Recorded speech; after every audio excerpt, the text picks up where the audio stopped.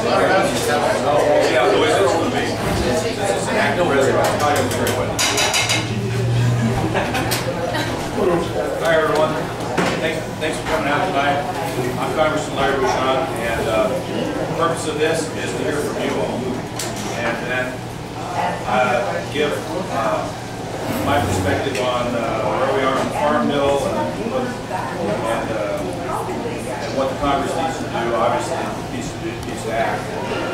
And we certainly back into everything for the farm community. Just earlier today was in Jasper, called a similar session with not only row crop farmers, but with pork producers and poultry people. And so we're hearing from everybody about where we are on the ground. And over the last couple of months, I've toured a couple of farms, walked through the fields, actually obviously looked at ears of corn that are that big, and fields that produce the bushel per acre is going to be extremely low, and we know that there's a lot of challenges out there. One of the things that's unfortunate is that people like yourselves, we couldn't have predicted that this was going to happen further ahead of time. It might have altered a little bit your planting schedule or what type of crops you're planting. There's a lot of challenges out there. Let me just give a brief kind of synopsis. First of all, I'm not on the agriculture committee. One of our members from Northern Indiana is, but we have an agricultural advisory committee, which has a long list of people who have got to go on from the Farm Bureau. And so we've had that in place since a few months after I've been in Congress. And we've had meetings and many conference calls over the last almost 2 years concerning agricultural issues to make sure that myself personally and my office are aware of what issues are affecting farmers in the 8th District of Indiana. And the federal farm program bill runs out at the end of September, as you probably all know. And the Senate has passed a version of the Farm Bill. The House has passed a version of the Farm Bill out of the Agricultural Committee. But unfortunately, that version of the bill doesn't have 218 votes in the House to pass it.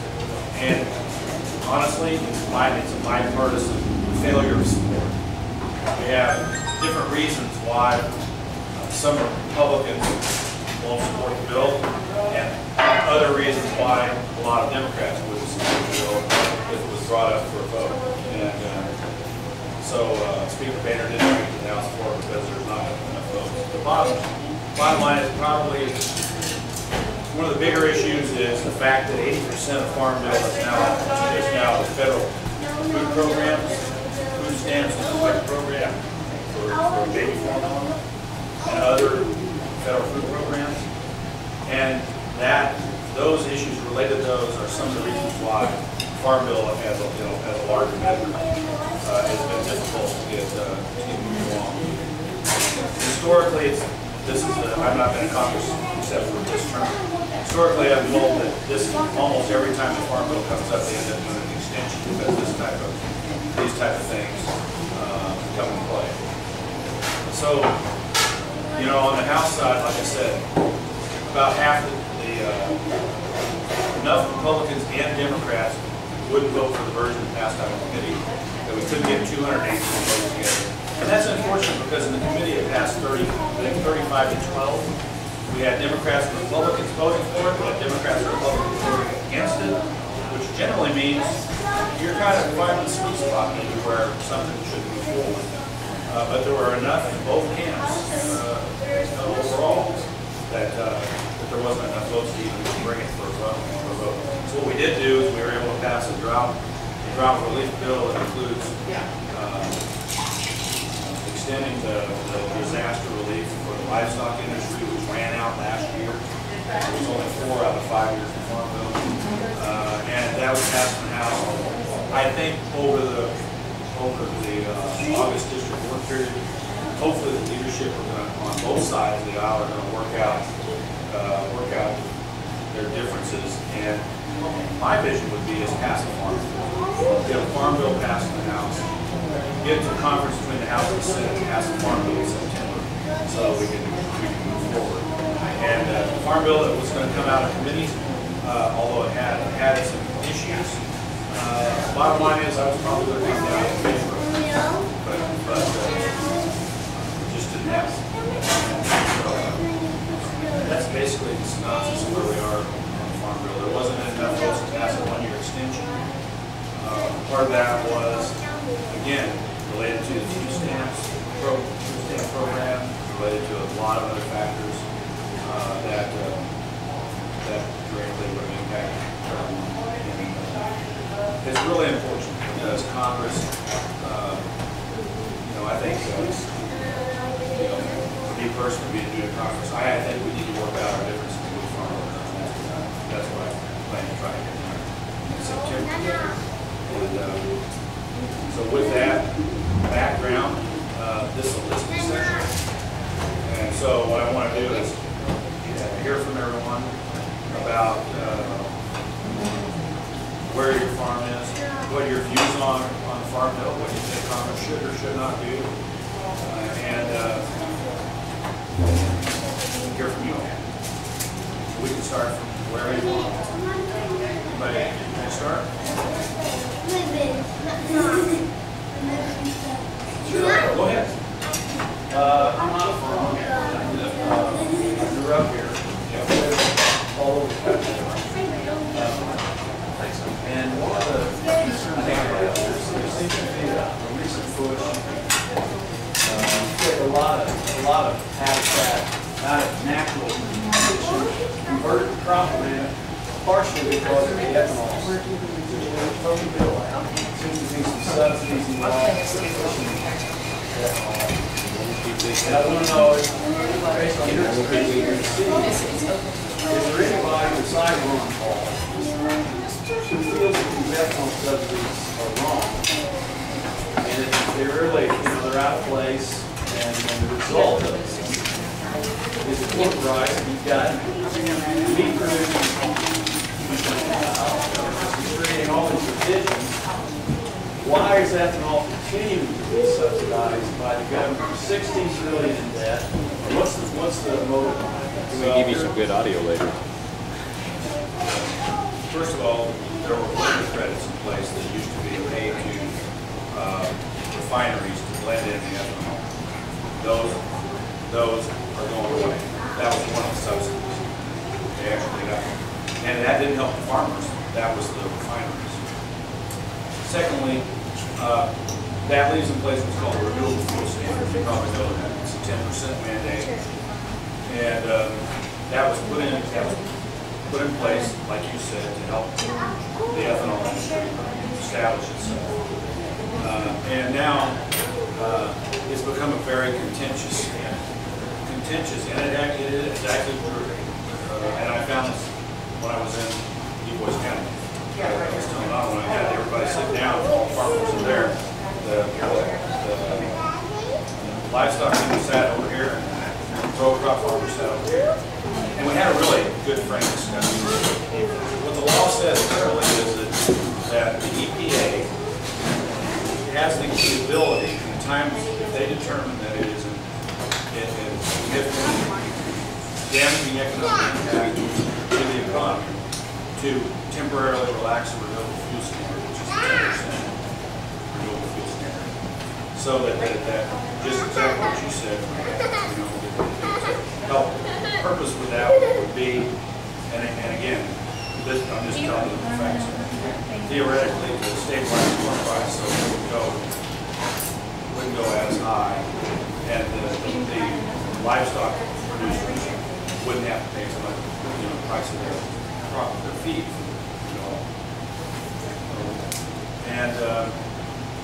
And I said this to the group over there.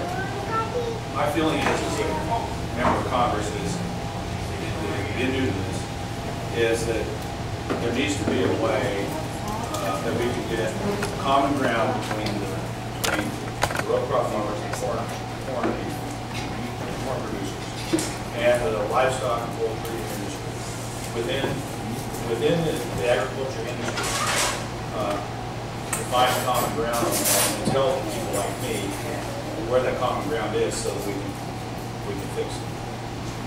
Because, you know, it's a difficult issue if you say, well, I'm for a relaxed fuel standard, then of course that affects one, say you're not, it affects the other. There's really no right answer for a person like myself. So ultimately, my opinion is ultimately, I think the people that are actually affected need to work out a compromise position on this and let people like me know what that is so that we can put legislation in place that will find common ground, that where this doesn't happen every time there's a drought or other conditions that changes the market. And that's basically where we're at. It's because there's no right answer. You know, from my perspective, there's no right answer to the question. So when there's no right answer to the question for the person, my personal view is, and I think the same thing's true in medicine. You know, we have different doctors have different opinions on how to take care of a patient. You know, I was open heart surgeon. I'd have consultants saying, you know, say a pulmonologist or one doctor saying, well, I think this is the direction medicine should do this. You know, we didn't ask the family to take sides and say, well, I agree with him. We worked it out ourselves among the professionals that were in the field and came to common ground, and then we advised the family members on what we thought was the best position to take. And that's where I am. And I know that's not a yes or no answer one way or the other, but that's where I am. So you're conservative. Yeah. Basically. Yeah. How do you personally feel about any subjects? In general, I don't think they're effective. Well, across government, in general, I think, as a general principle, anything that picks winners and losers and affects the economy should be with time phased out. In all areas of government, we've been, you know, but this particular issue is a difficult one. And I really do think, and this is not a thing, I do think that the stakeholders need to find some common ground somewhere and move forward. And advise people like myself, you know, look, we worked this out, here's where we think we should be. So let's move this forward.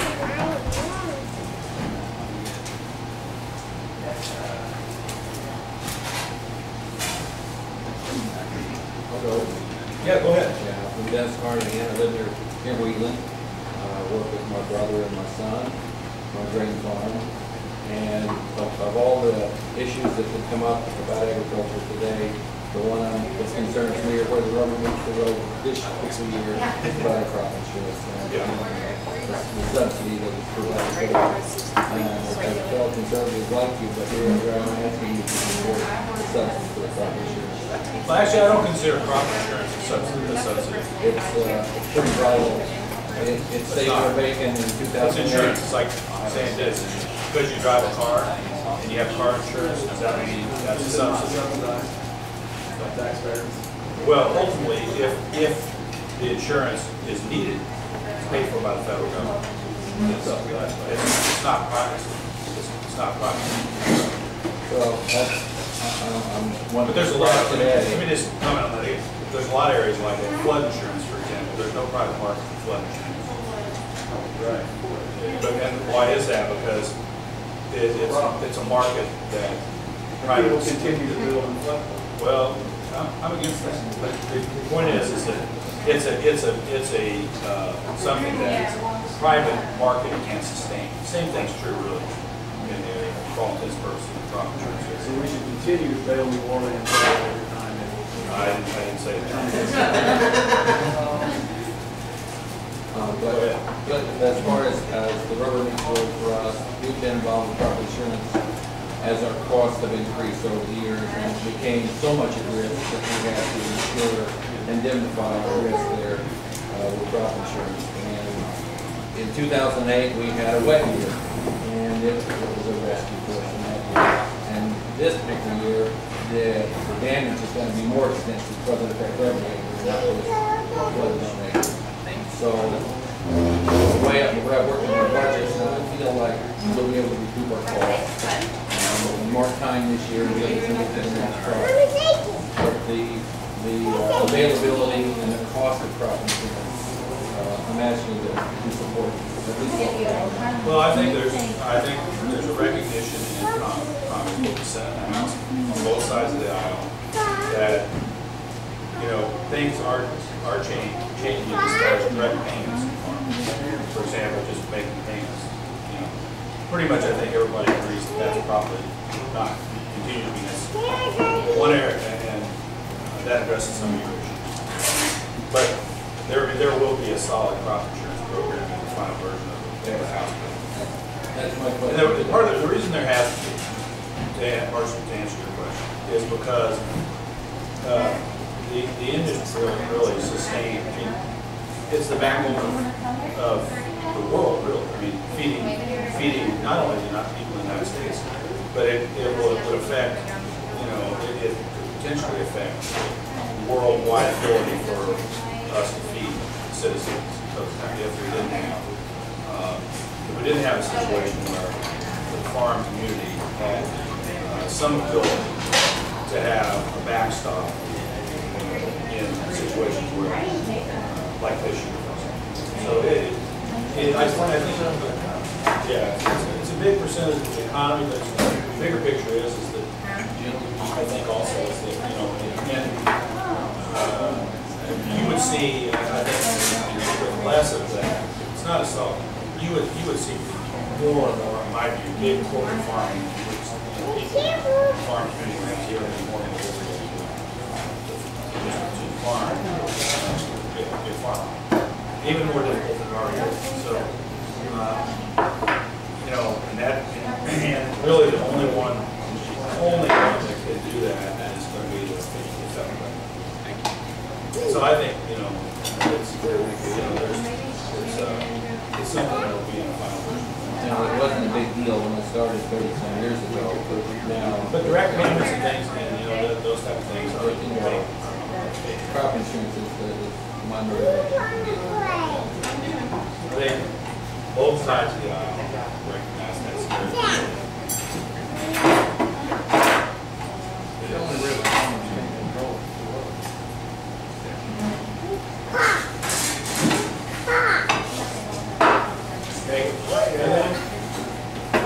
I'm Steve Klein from Bucshon County here. I'm farming. I still own a farm.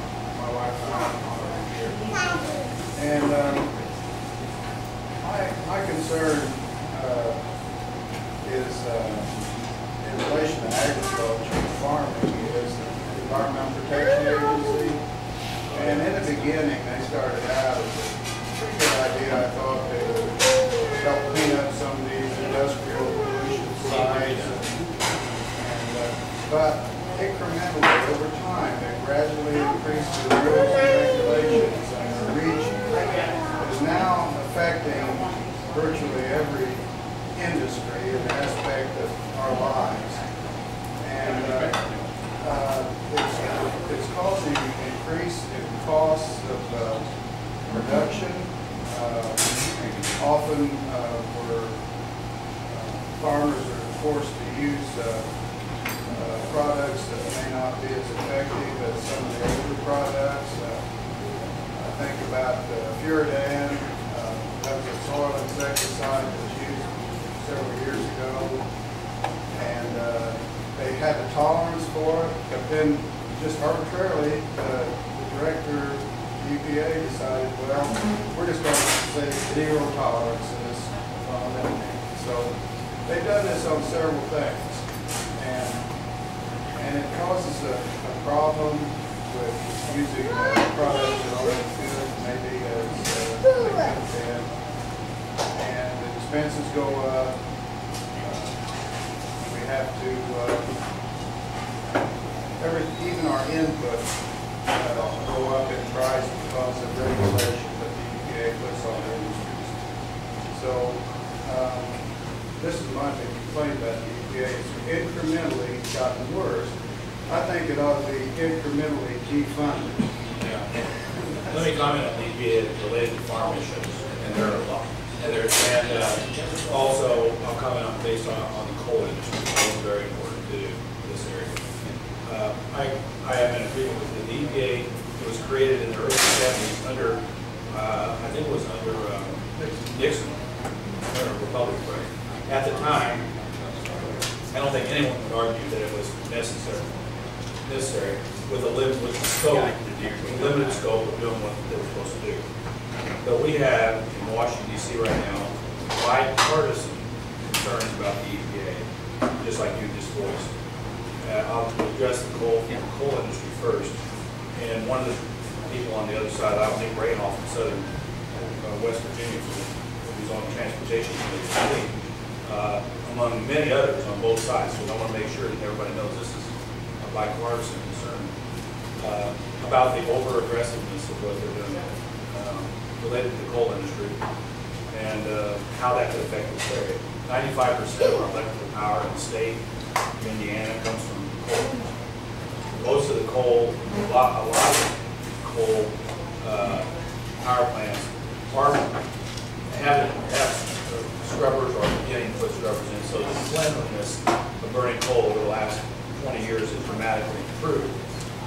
But in my view, in the last, obviously since 2008, since Lisa Jackson came head of the EPA, it's become more of an ideological position that they don't want us to burn coal at all. And to do that, a lot of every time you meet a standard, they've been raising the bar. And in fairness, EPA has been doing this ever since they were created. But we have a really big, potentially big issue related to our long-term energy costs in Indiana and specifically in this area, because if we don't have the ability to utilize coal. And they're going after both the Clean Air Act and Clean Water Act. For example, under the Clean Water Act, we held a hearing in my transportation committee. Some of what they do is underneath our committee. And talk about the water quality downstream from the coal-fired power plant. They want to put in a rule that would basically, the water coming out would be cleaner than a bottle of Bucshon. I mean, that's how they want it. And the problem with that is that there's no science. There was no science behind it. Where they said their criteria. No science behind it, just an ideological position. And I know this because I asked that question. Did they sample water all over the country and then come up with what's the appropriate safety standards of fish and plants and humans and everything? No, they picked an arbitrary number. Turns out it was much cleaner than a bottle of Bucshon. And not to mention the fact it's at a level which industry can't meet with current technology. You just can't meet it. And the reason is because they don't want to burn coal. And so when you put that stuff in place, it makes it difficult. You know, that's the problem. Clean Air Act. None of us in this room want dirty water, dirty air. But they pick out, they for example, things like selenium. You know, they pick out a substance that is just some unusual substances in dirt and all over, and they pick an arbitrary level. They want to set it below. That industry can't meet it. They just can't meet it.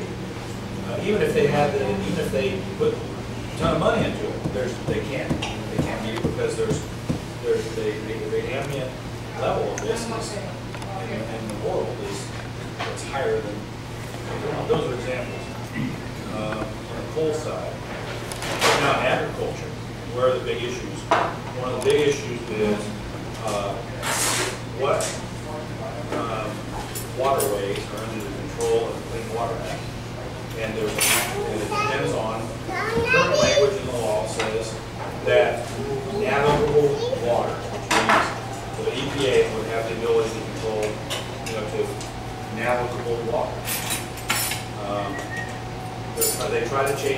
legislated the all waters, what would that mean?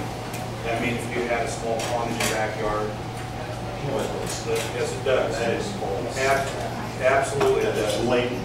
No, it isn't, because the guy sitting next to me, Chip Kravitz from Minnesota, that's It exactly what they want. specifically exempts farm ponds in the language of the Clean Water Act. Well, maybe it does in farm ponds. We're talking about ponds in your backyard, streams in your backyard. The EPA, if that language goes in there, they will come to the farm, even if the ground is dry at the time. If they say, and I'm not making this up. Yes, you are. No, I'm not. Well, then, I'm when well the versed on the Clean well, Water when Act. the There EPA is comes lots to of your false farm and and misleading statements. takes your property and says that you Takes have, your property. they will. They're gonna condemn your property, come take it away. They're gonna. Where in the law does it state that?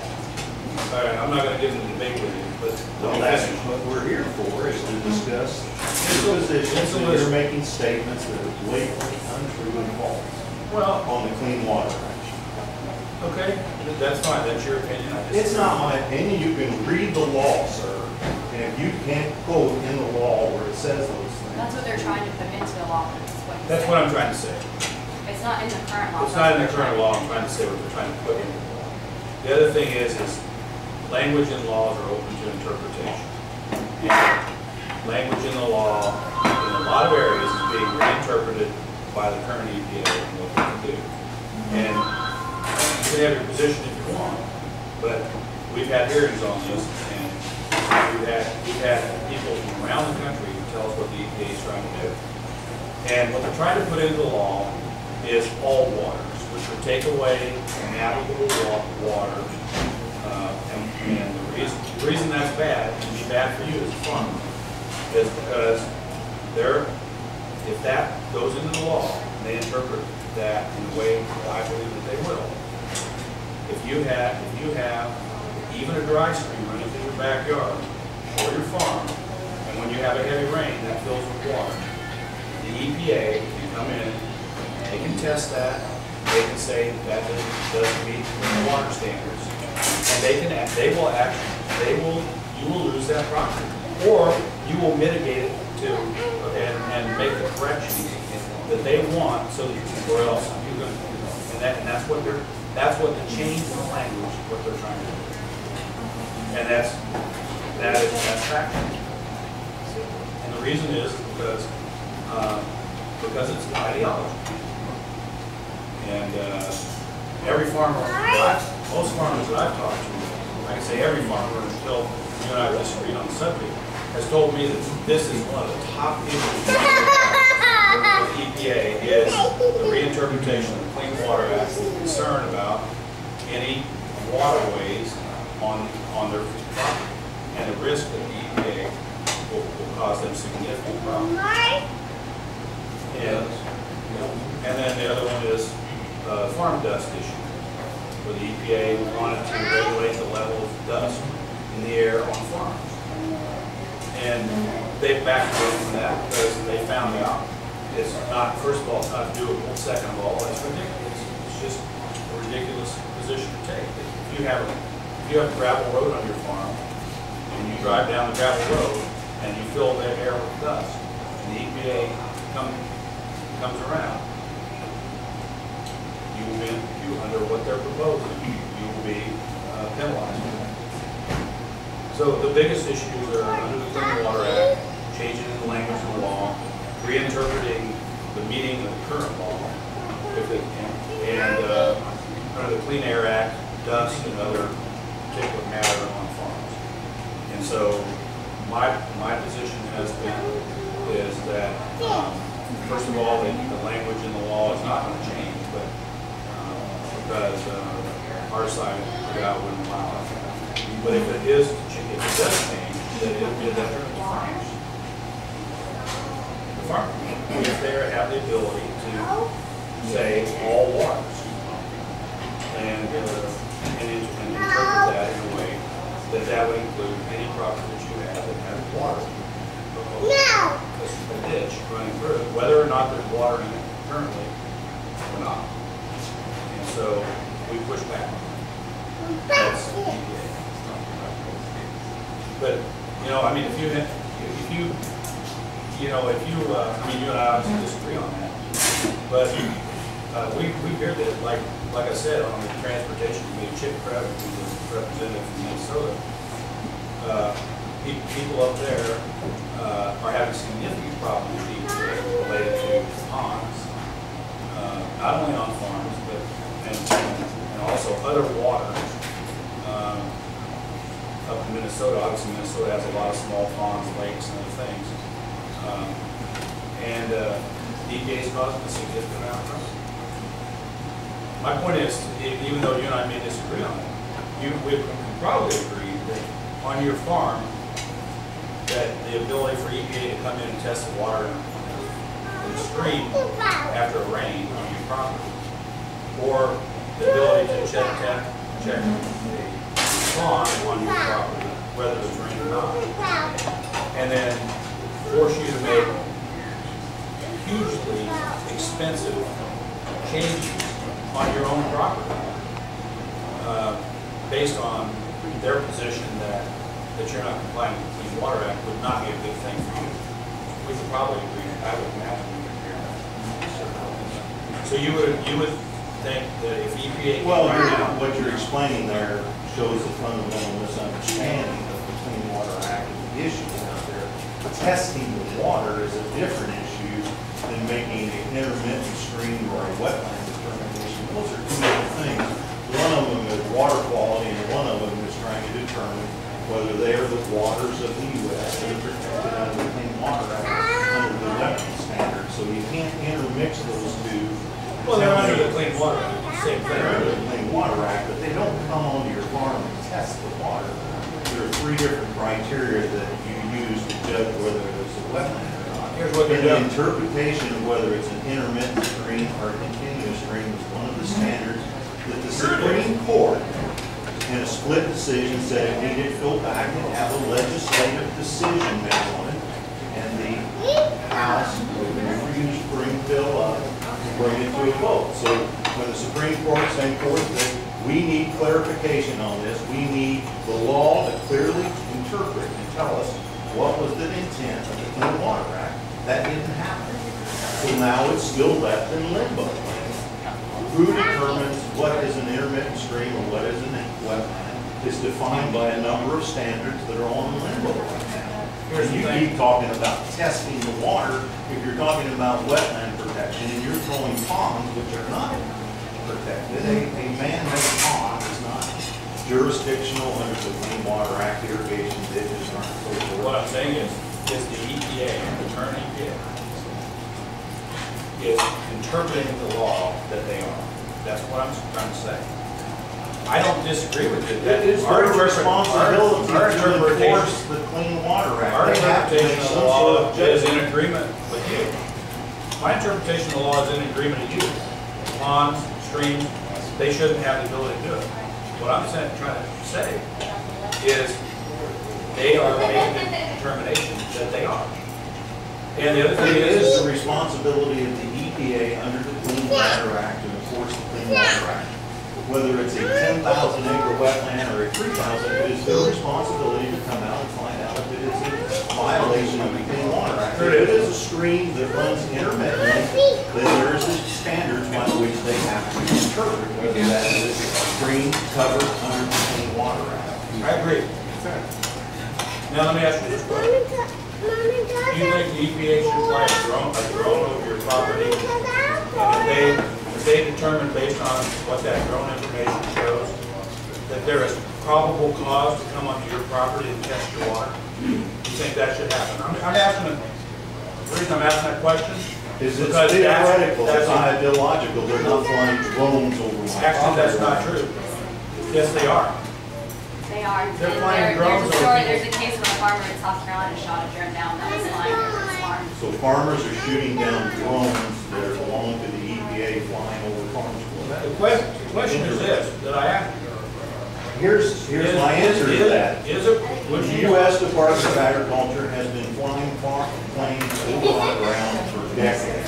They take aerial photos, which are used by all of us farmers if the person wanted to look down and find out whether I'm complying with some sort of law or with USDA regulations, I don't have a problem. I am proud of the job I do farming. And if they see a problem, if they see I have done something wrong, I would be glad to be told that we need to correct the problem. So is there a black helicopter flying around with EPA in it looking for something so that they can come swooping in and take my farm? Right now there is. They're flying, they're beginning to fly. I mean, this is factual information, I'm not making it up. Because the question is I have, is should EPA as an organization, should they be able to use drones or other real-time things like real-time things fly over your farm? In my view, potentially invading your civil rights, the ACLU. Federal law allows you to fly over people's property. It allows Don Bill walking. Does it allow you to the space for the public use? And it is a cost-effective way, instead of going out to every farm, every factory, every industry, every city, to give an overlook. So if you want to cut costs and you want to do a general overlook over the landscape, it is extremely cost-effective. The USDA has been using airplanes to take pictures of farms since the 30s. Well, all of that's true, but let me tell you, the ACLU has a significant problem with what they're doing. Based on invasion of privacy, based on, we're not talking about flying over and taking aerial pictures so that they can see how the land is changed. We're talking about real-time drones being actively viewed, watching you walk around your farm, work your farm, to get probable cause to come onto your property and test the water under the Clean Water Act. Now, should they have the ability to make sure that if under the law there's compliance? Sure, but should they fly live real-time drones over America and watch what you're doing on your property and say there's probable cause? My answer is no. And the fact of the matter is the ACLU, who as you might imagine, is not an organization that agrees with our party very much. It agrees with me. And so my point is this about, the final point about EPA, is that it's necessary. There needs to be regulation. We want clean water and we want clean air. I want it based on science and facts, not based on ideology. And there's not a person out there that I've ever talked to that especially farmers, that aren't good stewards of their land, that don't want the land to be, because they depend on it. And so I think I agree with you that the EPA is, they're reinterpreting a lot of provisions in the law, they're expanding what they think is proper under the Clean Water Act and Clean Air Act.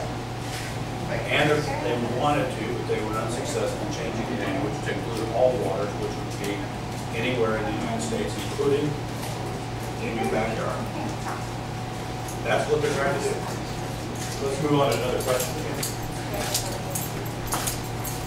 Well, Congressman Bucshon, I appreciate the opportunity to come here today. No, it's good. It's good. I'm serious. I mean, I am too. I think the debate is good. The reason that I'm here is I'm the president of the Indiana Association of Soil and Water Conservation Districts that is in every county of the state and is in 4,000 districts in the United States. Yeah. And I was on the Farm Bill Task Force and on the board of directors of the National Association of Conservation Districts. And we strongly encourage you to ask Speaker Boehner to move forward with the Farm Bill. I've already done that. But we had a meeting and let me tell you, we had a meeting. Speaker Boehner meets with just the freshman class every other week. And in the last meeting, multiple of us said a couple things. First of all, move the farm. We need to find a way to find common ground with the Farm Bill. Absolutely. Good. Secondly, I voiced personally my concerns about, and if we can't do it now, in the future, trying to in my view, separate out the federal programs like food stamps and WIC and others from the other agricultural issues, because I personally believe that in the long run that would benefit the farming community. So I have done that, and I think I'm with you that it's not acceptable not to be able to find common ground and move forward and get a farm bill done. That's my position. And we are opposed to an extension, and extension is problematic, and it doesn't achieve all the things that this farm bill that came out of the House Act. There are big cuts, bigger cuts than anyone asked agriculture to make. So we're really stepping to the plate here to really cut how much money is going out, and those agricultural titles have massive cuts to them. There's also streamlining within the farm bill that will make the programs that we have in the farm bill run much more efficiently. And as you said, the direct payment will most likely go away, and that will be cost savings that we can use on other parts of it, hopefully in the farm bill. So all of those things are reasons that we want to at least have this heard on the floor. Our legislative people believe that there is enough votes in there, that you and Speaker Boehner would know more about that maybe than our legislative people. But we still want to see it come to the floor so that maybe we can work out something where we can get that to the conference committee. So these comments represent the soil and water conservation districts. Other comments that I might make in this meeting, please don't take those as the position of the soil and water conservation districts or the National Association. They represent their own personal concerns. Appreciate it. But I can tell you that I think they said in opening remarks, we have, unfortunately on the floor, we had a bipartisan, honestly, failure to get the votes to bring that up. And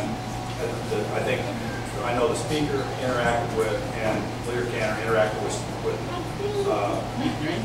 Leader Pelosi, and also Mr. Hoyer, and asked them how many of their members were going to vote for the farm bill if they brought it up. And I didn't talk to those people directly, but what we were told is they were all in unison going to vote no if we brought it up. And I think that's unfortunate. But there are, in fairness, lots of Republicans that are going to vote. Maybe as many as 80 or 90. So what we need is, like I said, bill comes out of the committee with bipartisan votes against, bipartisan votes for. That's what it seems to me that we need to, if there's some tweaks in there that will bring people in on both sides to get it move forward. And get to conference with the Senate. That's what we have. When I was in Washington, D.C. in July at the legislative conference, we had the representative of the Senate Ag Committee and the House Ag Committee, and they talked about how close each of these bills were. Yes. And they would take very little, so that it passed with with huge support from the Democratic Party out of the Senate and out of the Senate Ag Committee. And then it passed out of the House Committee. It's hard for me to believe that Democrats are not going to support what came out as a bipartisan supported, heavily Democratically supported, when gross virgins are very close. So that's where we're having a lot of time understanding how these votes would be there when it came out of the Senate side with such support from the Democratic side. But the Democratic voters didn't be there in the House. That's not the only thing that we're having trouble understanding, but just why it isn't being brought before so we can sort of air this out. Because there wasn't 218 votes to pass it. And with Republicans only, we didn't have 218 votes. And all I can go by, like I said, I'm not in leadership, all I can go by is we didn't have 218 votes on the Republican side. With the Republicans only? With the Republican. Let me finish my statement. That we didn't have 218 votes, say there's 242 Republicans. We had enough Republicans that were going to vote no, primarily for the food stamp issue and other small issues. That we didn't have 218 votes alone. Our leadership went to Ms. Pelosi and Mr. Hoyer and said, here's how many votes we have. Do we have enough votes to get over 218? The answer is no. And so it didn't get brought to the floor because it was for sale. That's only, I'm not leadership, but I can tell you, That's what happened. In fairness, we didn't have enough Republican votes, you know, to pass just with Republicans. And that happens. And this happens on other issues, and sometimes the other direction. But it's never happened before on the farm bill. No, they've always done a one-year. They've always done a one-year extension on the farm bill. But they've often brought And it then worked before the floor, it's never not even been brought. and then worked it out. Well, because they passed each one-year extension and work on it over the course of the year to get a bill that's going to pass. Honestly, the Congress didn't address it, the farm bill, you know, until further along, something really significantly address it. And by the time they got to this point, they hadn't worked out, hadn't worked out. Well, we appreciate your comments. You're welcome. Is it going to take a long time to get them separated? What's that? The To be honest with you, I don't know legislatively how, that's the opinion of a lot of people. I think that it's become such a difficult problem. 80% of the farm bill was unrelated, essentially unrelated to agriculture. Which means that, in my view, is a disservice to the agriculture. This stuff held up by other issues. You can have a fair bit of debate about the other issues separately, and that's fine. People have different opinions. So let's try to hone down that. And there still are differences between the north and the south. I mean, because of the difference in what we farm. I mean, the cotton, peanut, and rice people have a different view of, for example, crop insurance and other things than corn, soybeans, and other people. So there's a little bit of a division there too. But I think that can be sorted out. If we didn't have these other issues. So I'm